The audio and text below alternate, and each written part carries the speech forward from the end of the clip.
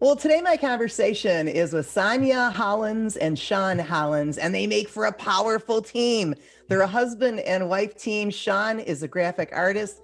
Sonia, I have to look at the card for you. You're a historian, an author, and a journalist. Thank you so much for talking with me today.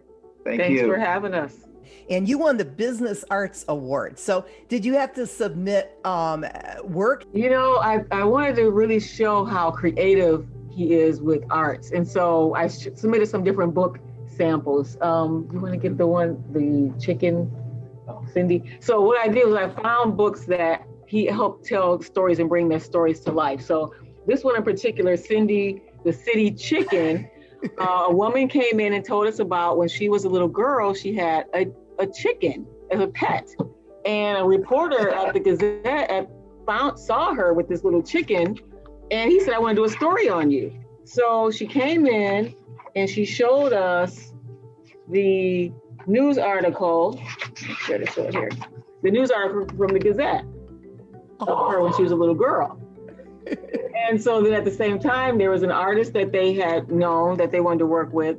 But when Sean did the cover, he was like, it's just not telling the story. So he was able to use the picture from the Gazette and the art and put it together to really show this little girl and her chicken and her pet chicken.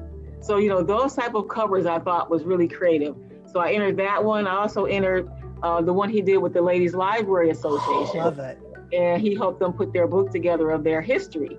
And just the way that he was able to create, help them, you know, really see the vision of the library as the years have gone on, the way he did the art and brought the pictures to life. It was just a really creative project that was recognized by the Historical Preservation Society as well. And then just even simply as the Douglas Community Association 100th anniversary.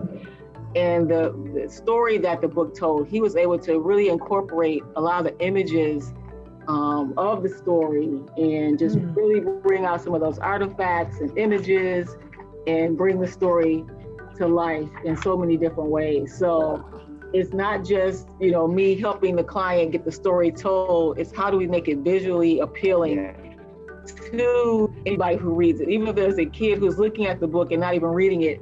And you have a son who wrote a book, Little Eddie Goes to Carnegie Hall. Now, was he, I have to assume that you worked with him, right? Well, basically that was a project we did for him. He's a classical piano player and we wanted to surprise him because his passion has been to play at Carnegie Hall. So we actually created the book and surprised him before his Gilmore Key Fest performance about a month ago. So he had a festival coming up back here in Kalamazoo where he was able to have a full-fledged concert, you know, classical right there, a virtual concert. And we presented the book as a surprise in partnership with Kalamazoo Public Library. So they basically invited him to come on to their story time to tell kids about his concert.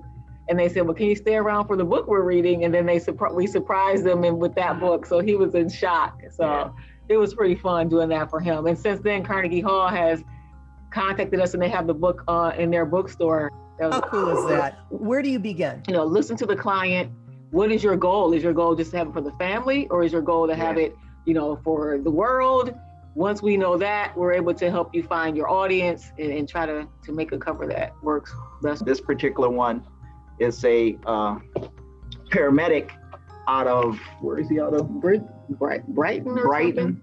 And just the title was engaging, doing it with the lights off. Well, that wasn't the title he came with. He came with another title about the exploits of a paramedic. And I thought, ooh, that sounds like, is it sex? Like, what's going on? Yeah.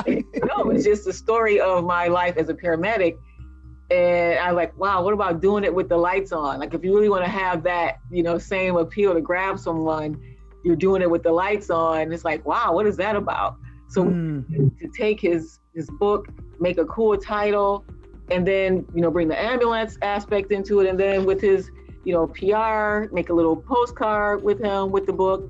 And when he did his book release, the town firemen, you know, brought him into the book signing on a fire truck. So that was pretty cool because they were really celebrating his life as a paramedic and all the stories that he had to share. And you mentioned creating Season Press Publishing.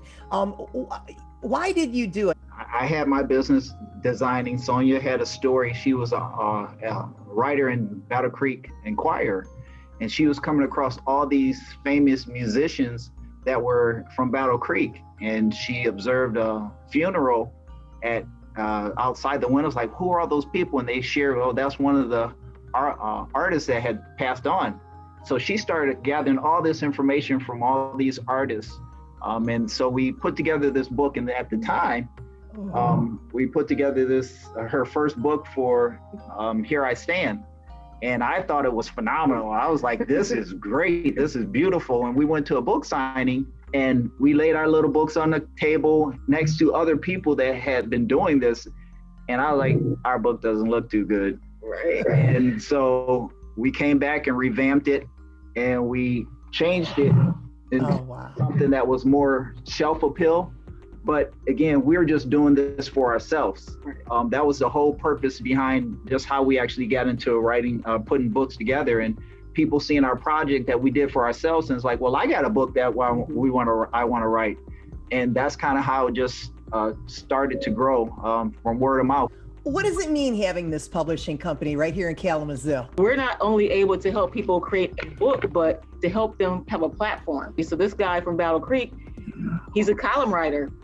He's writing about the Black Lives Matter movement and all the things that have been going on, and how, as a Black man, he relates to some of those issues. And he's actually given this book to the governor and his local mayor, and they've loved it. And one person, they've even contacted him to be on a commission locally to deal with the social justice because of his book. And one woman we helped do, and I think we did her poetry book for her, and I think she passed away 3 months after that.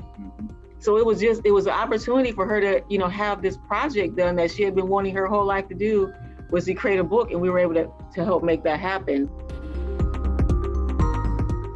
Well, listen, I want to thank you both for talking with me here today, Sean and Sonia. I appreciate your time, and I just see you're unstoppable. I can feel the energy.